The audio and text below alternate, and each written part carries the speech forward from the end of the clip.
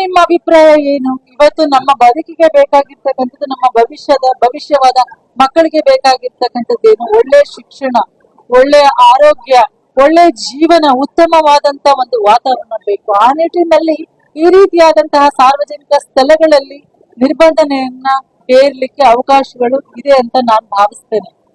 ನಮ್ಮ ಮಕ್ಕಳಿಗೆ ಕೈಗೆ ದೊಣ್ಣೆ ಎಲ್ಲ ಕೊಡಬೇಕಾಗಿರೋದು ಪೆನ್ನು ಅಂತ ಹೇಳಿ ಬಾಬಾ ಸಾಹೇಬ್ ಅಂಬೇಡ್ಕರ್ ಅವರು ಪ್ರತಿಪಾದಿಸಿದ್ರು.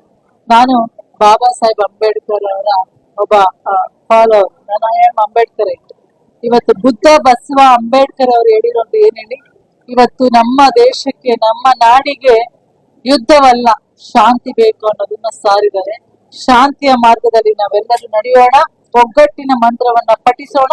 ಸಂವಿಧಾನದ ಆಶಯ ಏನಿದೆ ಇವತ್ತು, ಸಂವಿಧಾನದ ಆಶಯ ನಾವೆಲ್ಲರೂ ಕೂಡ ಒಂದೇ ಅನ್ನೋದು. ಆ ನಿಟ್ಟಿನಲ್ಲಿ ನಾನು ಕೂಡ ಈ ಒಂದು ಏನು ತಪ್ಪು ಕಲ್ಪನೆ ಹೋಗಿದೆ ಅದನ್ನ ತಿಳಿ ಮಾಡ್ಲಿಕ್ಕೆ ನಾನು ಪ್ರಯತ್ನವನ್ನ ಪಡ್ತೇನೆ.